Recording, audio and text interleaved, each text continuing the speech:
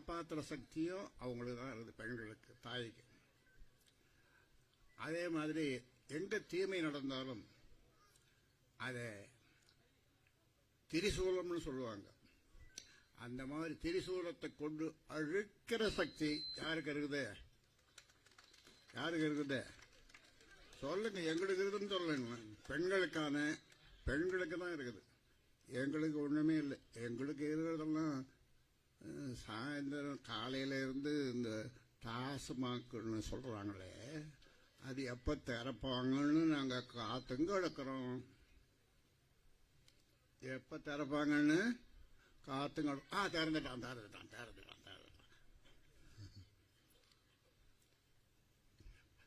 ஆண்கள் இப்படியா ஆனாங்க, அவங்களும் ஆகல, ஆக்கப்பட்டார். இப்ப புகழேந்தி அவர் தான் கட்சியினுடைய இந்த மாவட்டத்தினுடைய தலைவர். நம்ம எல்லாம் வரவேற்றார். ஓய்வுன்னா ஒண்ணுமே தெரியவே தெரியாது. ஓய்வே கிடையாது.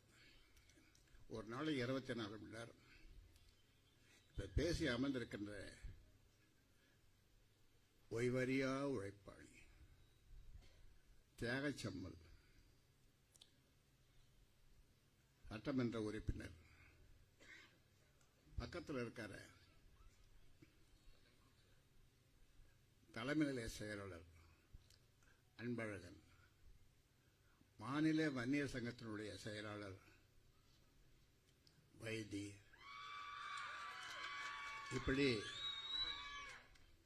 லண்டன்ல இருந்து இப்ப நேரம் இங்கதான் வந்து இறங்கியிருக்காரு அன்பழகன். எங்க அந்த லண்டன் இருக்கு?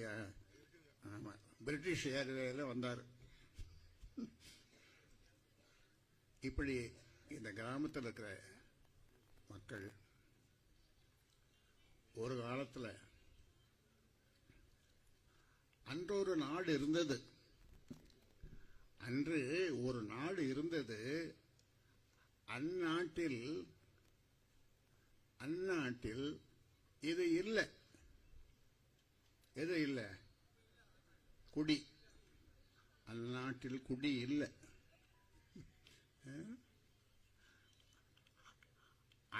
அறிஞர் அண்ணா அவர்கிட்ட கேட்டாங்க, இந்த சாராய கடையை திறந்து வச்சா கூடுதலா கொஞ்சம் அரசாங்கத்துக்கு வருமானம் வருமா? No no no no. குஷ்டரோகி கையில் இருக்கிற வெண்ணெய் மாதிரி அந்த தப்பை நான் செய்ய மாட்டேன். அதே மாதிரி ராஜாஜின்னு சொல்லி முதலமைச்சர், பெரிய அறிவாளி. அவர் என்ன சொல்லுவோம்னா மூதறிஞர். மூதறிஞர்னா அறிஞர்களுக்குள்ளே பெரிய அறிஞர் ராஜாஜி. அவரு முதலமைச்சராக இருக்கும்போது சேலம், வடார்காடு மாவட்டம், ஆந்திரா இதெல்லாம் பூரண மதுவிலக்கு, ஒரு சொட்டு மது கிடையாது. ராஜாஜி. அதன் பிறகு ஓபி ராமசாமி ரெட்டியார் அவர் வந்தார். 25 ஆண்டு காலம் குடினா என்னன்னு தெரியாத ஒரு தலைமுறை. எத்தனை வருஷமா சொல்லுங்க, என் கூட பேசுங்க. 25 வருஷம் குடினா என்னன்னு தெரியாத மக்கள். அப்ப சொல்லுவாங்க, இந்த பனைமரத்தின் கீழே போய் நின்று பாலை குடிச்சா கூட தப்பா போயிடும், அதனால பனைமரத்தின் கீழே கூட போக மாட்டோம். பனைமரத்தின் கீழே கூட போய் நிக்க மாட்டான். ஏன்? இவன் என்னமோ கள்ளி குடிக்கிறதுக்கு வந்திருக்கான் போல இருக்குதுன்னு மற்றவங்க பேசிக்குவாங்க. அண்ணன் கொஞ்சம் தூரம் 20 அடி 30 அடி தூரத்தை நிற்பான். பனைமரத்தின் கீழே கூட நிக்க மாட்டான். அப்படிப்பட்ட ஒரு நாடு இருந்தது. ராஜாஜி,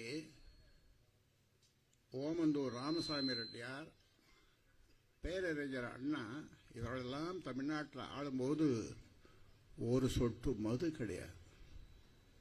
ஒரு சொட்டு மது கிடையாது. ஆமா, பெரியார் அவர்கள் இந்த அவருக்கு சொந்தமான 500 தென்னை மரங்களை அவங்க சகோதரிகள் மனைவி எல்லாம் சேர்த்து வெட்டி வீழ்த்தினாங்க. ஏன்னா இருந்து கல்ல இறக்குறாங்கன்ட்டு பெரியார்.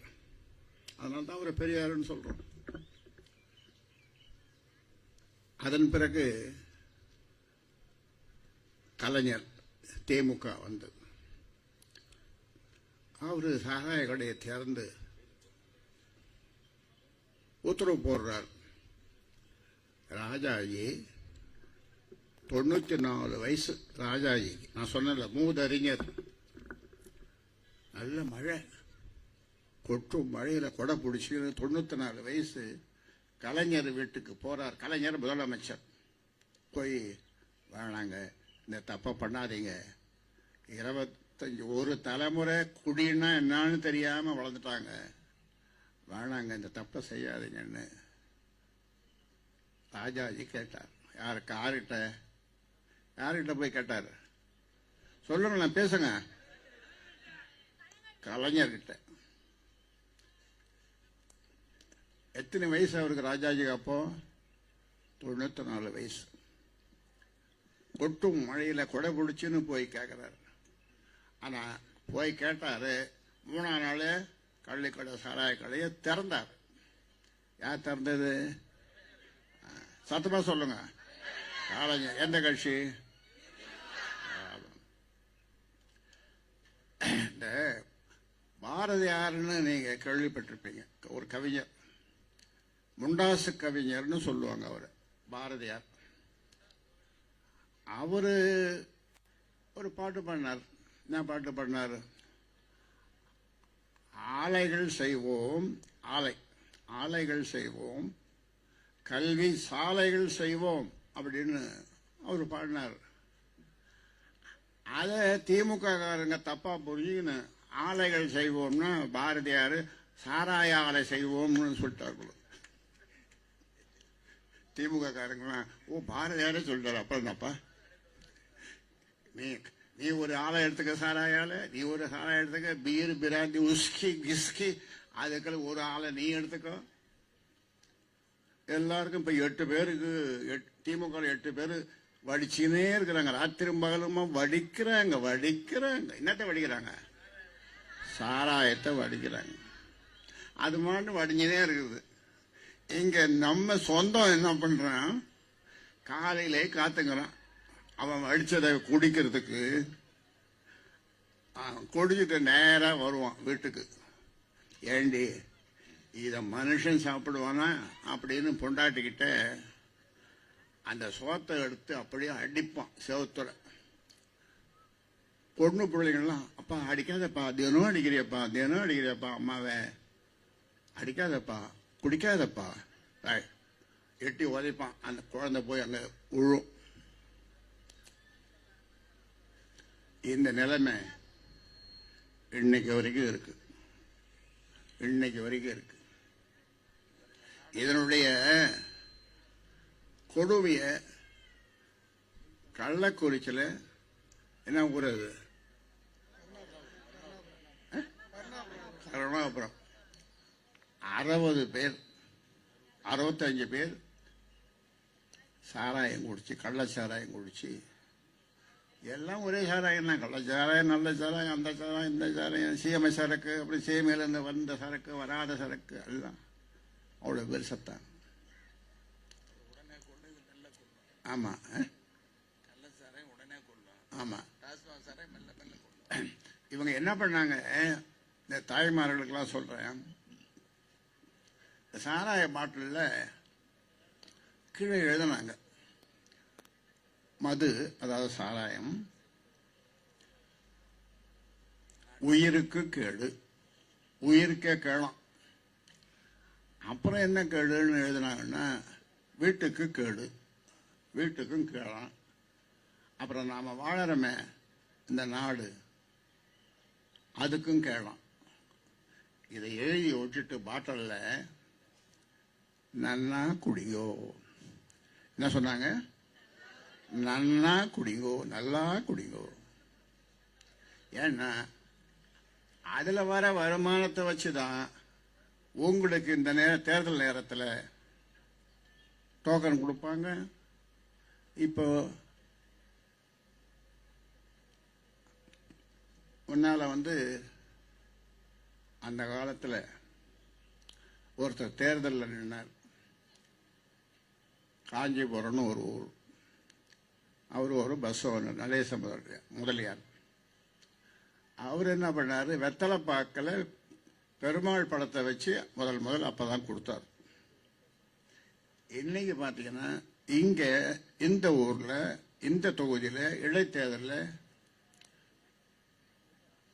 1000 ஒரு தரம், 1500 2 தரம், 2000 3 தரம். 4வது யாரா கேட்க போறீங்களா? கேட்பாங்க, வரும். இப்ப இந்த கூட்டத்துக்கு போனீங்கன்னா உனக்கு பணம் கிடையாது, போல அசிங்கமா சொல்லணும் நம்ம பாட்டிங்க, போல பையா.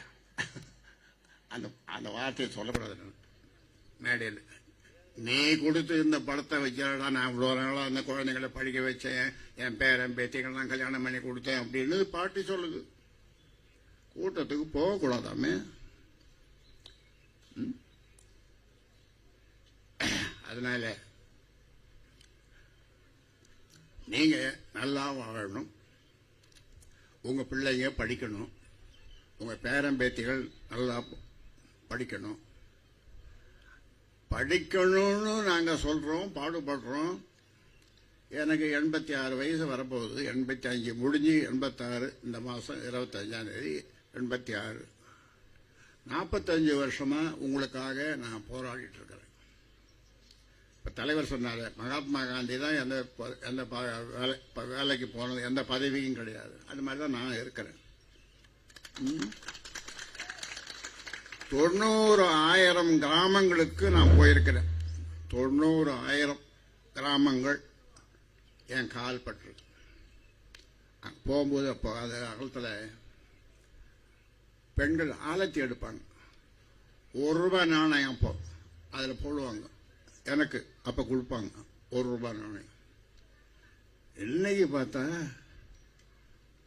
ஐயோ, இதெல்லாம் எங்கிருந்து வந்ததுன்னா, நான் தாய்மார்களுக்கு ஒன்று சொல்றேன்.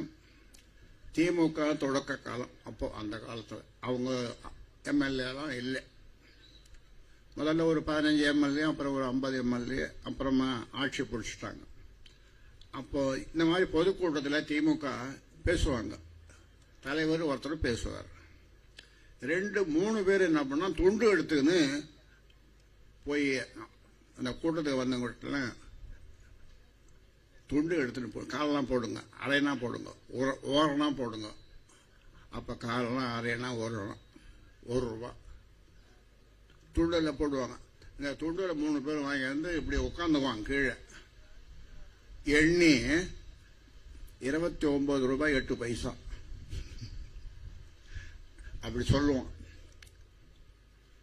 அந்த கூட்ட செலவு உள்ள போக ₹20. இப்ப ₹20 20C.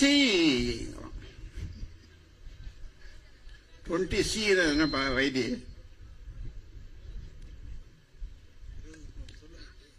20C என்னமா? 20 கோடி. ஏன் தாய்மார்கள் எவ்வளவு வயதான இவங்கெல்லாம் என்ன சொல்லுவாங்க சொல்ல தெரியுமா? நான் தெருக்கோழி தான் பார்த்திருக்கிறேன். நான் செத்தன்னா அந்த பாட்டி சொல்ல, நான் செத்தன்னா எங்க வீட்டுல இருந்து ஒரு கோடி எடுத்து அது போடுவாங்க. இப்ப என்னமோ சிசிங்கிறான், குரோர் கோடியாம், கோடி லட்சம் போய் கோடி. இப்போ அப்ப சொல்லுவாங்க இவன் லட்சாதிபதினாங்க. இப்ப லட்சாதிபதினு சொன்ன, லட்சாதிபதி அவன் பேரு கோடீஸ்வரன். கோடியா வச்சுக்கணும். எத்தனை கோடி இருக்கும்? ரொம்ப அதிகமா இல்லை, அவங்ககிட்ட ஒரு 1000 கோடி. எவ்வளவு கோடி? 1000 கோடி. இப்போ இதெல்லாம் எங்க? வயல்ல இறங்கி நாத்து விட்டு அந்த நாத்தை பறிச்சு நடவு நட்டு களை எடுத்து களை எடுத்த பிறகு அது அந்த நெல் இப்படி கொலை சாயும், அழகா சாயும். அத கொலை சாய்ஞ்ச நெல்லை கிளி கொத்தும். கிளி அந்த நெல்லை அறுத்து பெரிய கட்டா கட்டி பெண்கள் தலையில வச்சு களத்து பெட்டுக்கு கொண்டு போய் அடிச்சு, ஆம்பளை அடிப்பான், இவ அரி அரியா எடுத்து கொடுப்பாங்க, அடிப்பாங்க. அப்புறம் தோத்துவாங்க. காத்து போயிடும், காத்திருக்கும் போதே தோத்துடுவாங்க. இப்ப என்ன தெரியுமா, காத்து இருக்கும் போதே தூத்துனா என்ன அர்த்தம்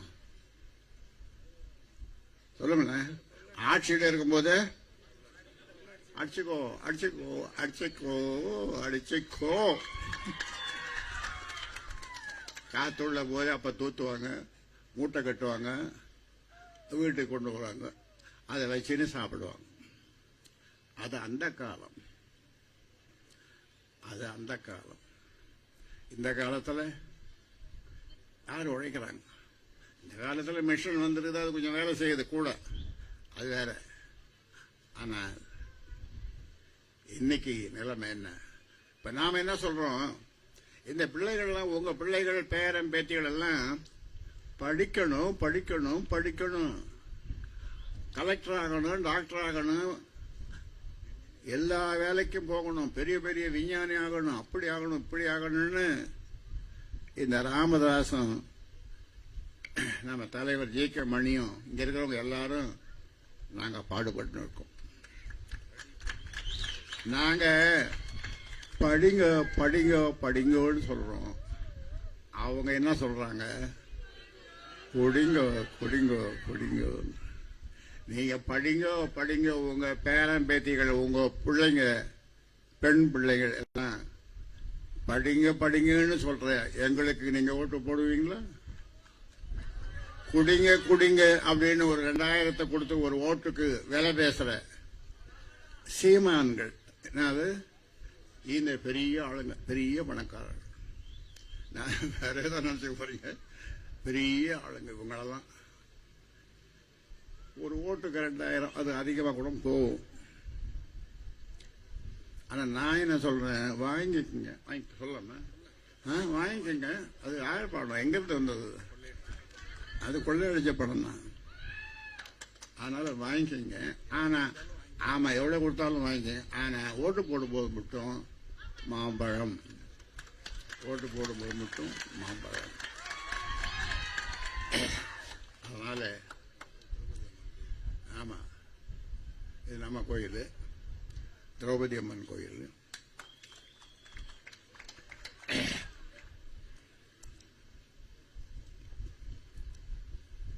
ஒரு பெண்ணு, ஐஸ்வர்யான்னு ஒரு பெண்ணு,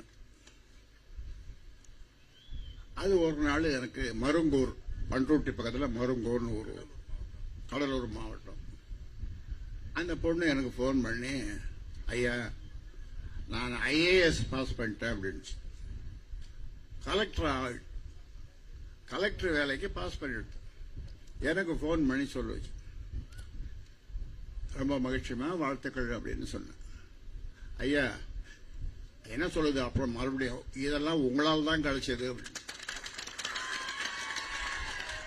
நான் கேட்டேன், ஏமா ஐஏஎஸ்ல கூட ரிசர்வேஷன் வச்சிருக்கலாம், அந்த எம்பிசி 20% அது ரிசர்வேஷன் இருக்கு, ஆனா இந்த ஐஏஎஸ் ஐபிஎஸ் அதுக்கு ரிசர்வேஷன் இருக்கா?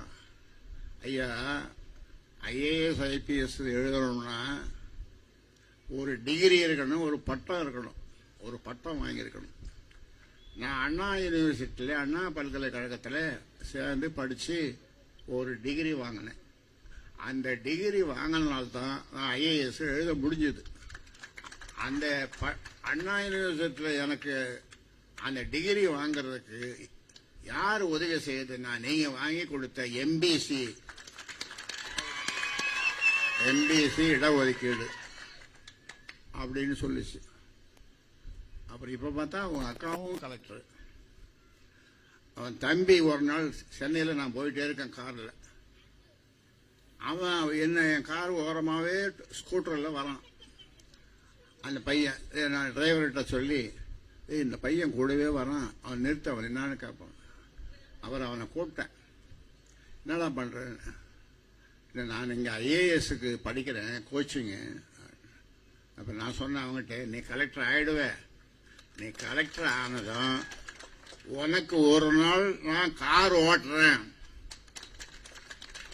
நீ கலெக்டர் ஆனதும் உனக்கு ஒரு நாள் கார் ஓட்டுறேன் அப்படின்னு சொன்ன.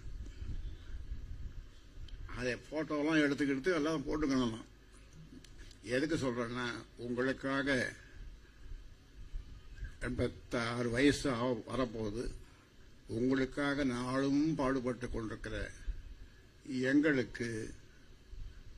எங்களுக்குன்னு சொல்றதை விட உங்களுக்கு தான். உங்க சொல்லுவாங்க, குலம் வாழ கோத்திரம் வாழ என்று சொல்லுவார்கள். உங்க குலம் தழைக்க, உங்க கோத்திரம் தழைக்க, உங்க குடும்பம் தழைக்க, உங்க பிள்ளைகள் பேர பிள்ளைகள் எல்லாம் படிச்சு பெரிய உத்தியோகத்துக்கு போகத்தான் நாங்க அயராது பாடுபட்டுக்கிறோம். அதனால இந்த ஊர்ல சிந்தாமணியில வந்து இந்த நேரத்தில் உங்களெல்லாம் பார்க்கணும்னு நம்ம புகழேந்தி கட்டளை போட்டார். ஐயா, நீங்க வந்து ஆகணும் சிந்தாமணிக்கு. சரிப்பா வரேன்னு சொன்னேன்.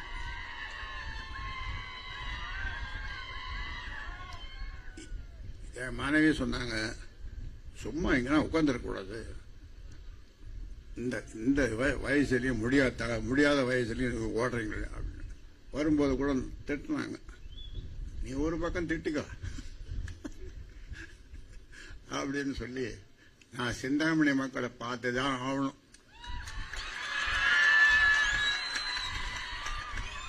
அப்படின்னு சொல்லி கிளம்பி வந்துட்டேன். இன்னொரு ஊருக்கு போகணும்.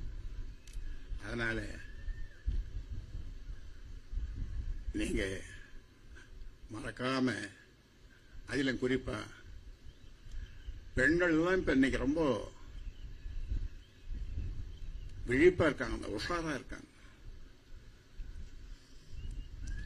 மாட்டி சொல்லுது, ஓடா பெரிய பணம், நீ எங்களா எப்படா சம்பாதிச்ச, எப்படா சம்பாதிச்ச? நான் மாம்பழத்தை தான் போட போறேன், என்ன பண்ண போறேன்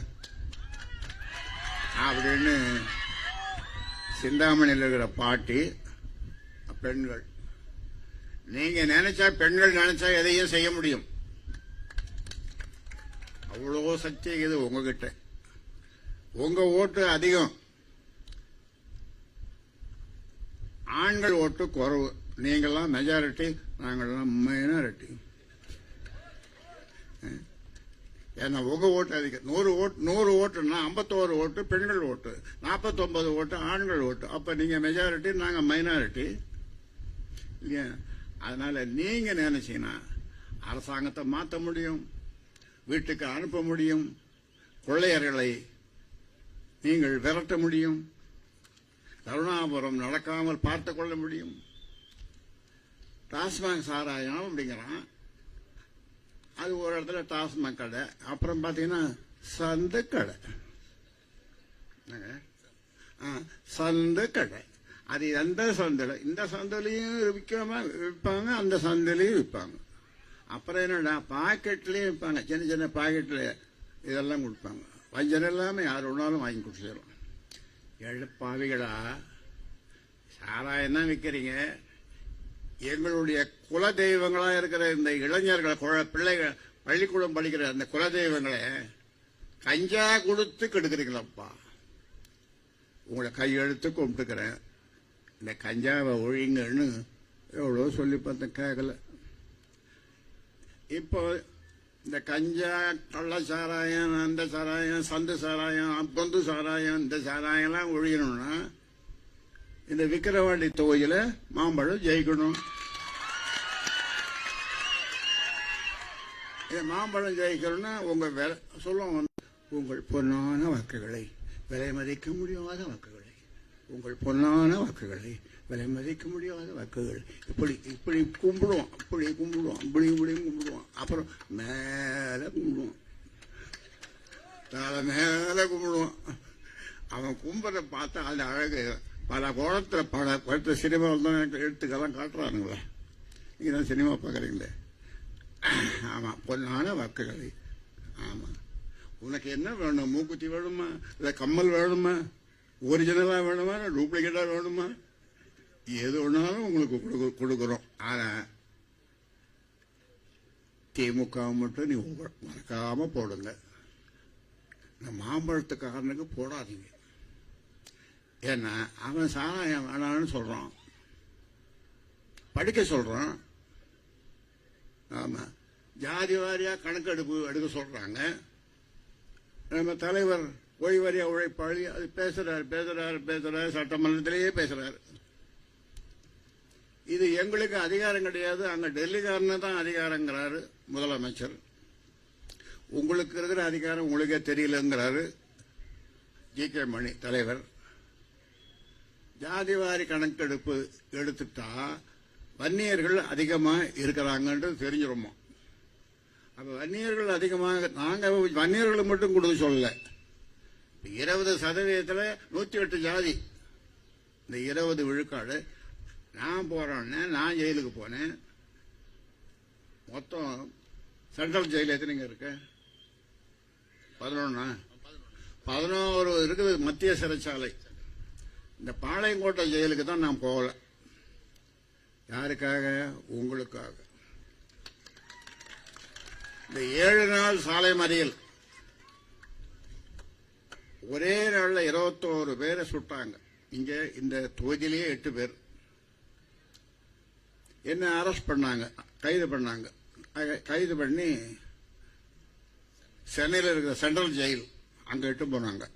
அங்க இட்டு போய் ஒரு செல்லுன்னா இந்த மேஜர் இது மாதிரி ஒரு 10 இருந்தா இருக்கும். அதான் அதிலே தான் படுத்துக்கணும். அதிலே கக்கஸ் ஒன்று இருக்கும். அதில் என் கூட அதில் தான் நான் படுத்துக்கணும். ஒரு செல்லு, ஒருத்தருக்கு ஒரு செல்லு. என் கூட 1,00,000 பேர் அரெஸ்ட் பண்ணாங்க அந்த செல்லில்.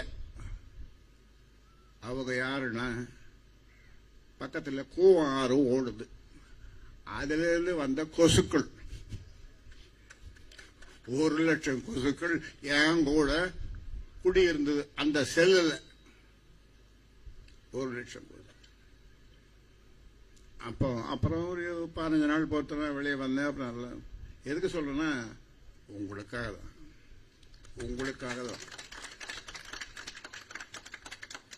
அதனால எல்லாரும் நீங்க எல்லாருக்கும் சொல்லுங்க. உங்களுடைய சொந்த பந்தங்கள் பல ஊர்ல இருப்பாங்க, பொண்ணு கொடுத்து பொண்ணு கட்டிருப்பீங்க, அவங்களெல்லாம் சொல்லுங்க, எல்லாரும் சொல்லுங்க. நம்ம பிள்ளைங்களுக்காக தொடர்ந்து பாடுபடுகிற பாட்டாளி மக்கள் கட்சிக்கு மாம்பழ சின்னத்திற்கு நீங்கள்லாம் ஓட்டு போடுங்கன்னு அவங்களுக்கும் சொல்லுங்க, எல்லாருக்கும் சொல்லுங்க, நீங்களும் போடுங்க. ஏன்னா உங்க பேரன் பேத்தி, இப்போ நான் ஒருத்தன் வருவான், ஒரு பையன் ஒரு பொண்ணு என்னை பார்க்கறதுக்கு தினம் 100 பேர் மேலே வராங்க வீட்டுக்கு, என் தோட்டத்துக்கு. அதில் ஒருத்தன் ஒரு 8 வயசு பொண்ணு, 10 வயசு பையன். உனக்கு எத்தனை பேர்? ஒரு பொண்ணு ஒரு பையன் சொல்லணும். போய் பொண்ணுன்னு சொல்லக்கூடாது, பெண் தெய்வம்னு சொல்லு. பெண் தெய்வம்னு சொல்லு. பையன்னா பையன் சொல்லிக்கோ, பெண்ணுன்னா பெண் தெய்வம். நான் சொல்லுவேன், ஒரு பாட்டை சொல்றான் அப்படின்னு. என்னடா என்ன சொல்லுங்க ஐயான்னு. கோயில்கள் எதற்கு, தெய்வங்கள் எதற்கு, உனது புன்னகை போதுமடி. பொண்ணு காலையில் எழுந்தது சிரிக்குது பாரு, அந்த சிரிப்பை பார்த்தாலே உனக்கு போதும்டா. கோயிலுக்கும் போவனா, நீ தெய்வத்தையும் தொழ வேணாம், உன் பொண்ணுடைய பொன் சிரிப்பு இருக்கிற அந்த போதும்டா அப்படின்னு சொல்லுவேன் அந்த பாட்டை. அதனால பெண்களுக்கு முதல் மரியாதை அந்த காலத்திலிருந்து நம்ம கொடுப்போம், இன்னைக்கும் கொடுக்கணும்னு சொல்றோம். அதனால அருமை என்னுடைய உறவுகளே, சொந்தங்களே, சிந்தாமணியில வாழ்கின்ற எல்லா சமுதாயம், நிறைய சமுதாயங்கள் இருக்காங்க, எல்லா சமுதாயங்களுக்கும் சொல்றேன், எல்லா சமுதாயங்களும் சேர்ந்து நீங்க மாம்பழத்திற்கு வாக்களித்து பனையபுரம் சி சி அன்புமணி. தனியா நின்று எப்போ எவ்வளோ ஓட்டு வாங்கினாரு? தனியா நின்று 42,000 ஓட்டு நீங்க தான் போட்டீங்க. நல்ல நல்ல மனுஷன் சி அன்புமணி. எந்த நேரம் கூப்பிட்டாலும் உங்ககிட்ட வந்து நிற்பார், உங்களுக்கு செய்வார், ஒரு வழி வருவார். ஆனா இந்த இன்னொரு கட்சி நம்மளை ஏற்று நிக்குத, அந்த கட்சிக்கு போட்டான், அவ்வளவுதான் அவ்வளவுதான். இன்னைக்கு பொன்னான வாக்குகள், விலை மதிக்க முடியாத வாக்குகள் சொல்லி வாங்கி விடுவோம், அதோட சரி. அதனால இதெல்லாம் நீங்க மனசுல வச்சுட்டு நீங்க ஆமா இப்ப 2000 கொடுக்கணும்னு சொன்னாங்க, அது பத்தாதுங்க. 2000 நாங்க எத்தனையோ பார்த்துட்டோம். எல்லாம் மறுபடியும் இந்த 2000 உங்ககிட்ட தானே வரப்போகுது, டாஸ்மாக் கடைக்கு தானே வரப்போகுது. அதனால ஒரு 5000 கொடுங்க. குறவா சொல்லிட்டுனா 10,000 10,000 கேட்டாலும் கொடுப்பான். ஆனா நீங்க ஓட்டு போட மாட்டீங்கன்னு அவங்களுக்கு தெரியும். மாம்பழத்துக்கு தான் ஓட்டு போடுவீங்கன்னு தெரியும். அதனால ஜோசியர்களும் 4-5 ஜோசியரை பார்ப்பான். நீங்க 2000 கொடுக்கலாமா, அதுக்கு மேல போவாதீங்க, அவங்க தான் மாம்பழத்துக்காரங்க, மாம்பழம் தான் ஜெயிக்கங்க, அதனால மாம்பழத்தை தான் போடுவாங்க, வேணா எதுக்கு போய் 2000 மேல கொடுக்குறீங்க அப்படின்னு ஜோசிக்காரன் எல்லாம் சொல்லிட்டான். அதனால திரௌபதி அம்மன் கோயில் அந்த இடத்துல இந்த கூட்டம் போட்டிருக்கீங்க, ரொம்ப மகிழ்ச்சியா இருக்குது, ரொம்ப மகிழ்ச்சியா இருக்குது. எங்க ஊர்ல பாரத கூத்து 18 நாள் எங்க ஊர்ல நடத்துவாங்க. நான் பிறந்த ஊர்ல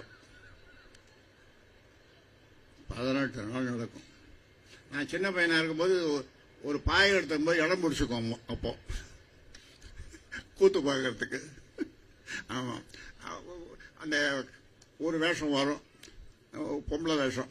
அவ வந்து என்ன பாடுவார், தங்க சரிக சர எங்கும் பழக்க எங்கும் பழக்க அப்படின்னு அவன் அவன் பின்னால பாடுறவன் அதை பாடுறான் பாரு. 3 ஊருக்கு கேட்கும். அப்ப மைக்கெல்லாம் கிடையாது. 3 ஊருக்கு கேட்கும் கத்துறது. பின்னால பின்பாட்டுன்னுவாங்க. ஒரு ரவுண்டு அப்படி சுத்தி ஒரு தங்கச்சாரிக்கை சாலை தங்கச்சாரிக்கை சாலை இப்படியெல்லாம். இன்னைக்கு பாத்தீங்கன்னா சினிமா வந்து நம்மளை என்னமோ நல்லதெல்லாம் காட்டுறாங்க. ஆமா, சரி, இதோட போதும். இன்னொரு ஊருக்கு போகணுங்கிறாரு. போழந்தி போலாமாப்பா? வைத்தி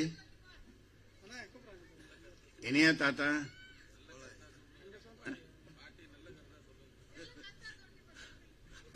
பாட்டி, நீ அருள் வாக்கு நல்ல வாக்கா சொல்லு எனக்கு.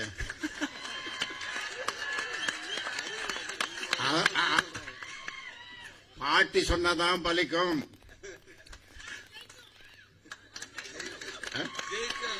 ஜெயிக்கும், மாம்பழம் ஜெயிக்கும். நன்றி, வணக்கம்.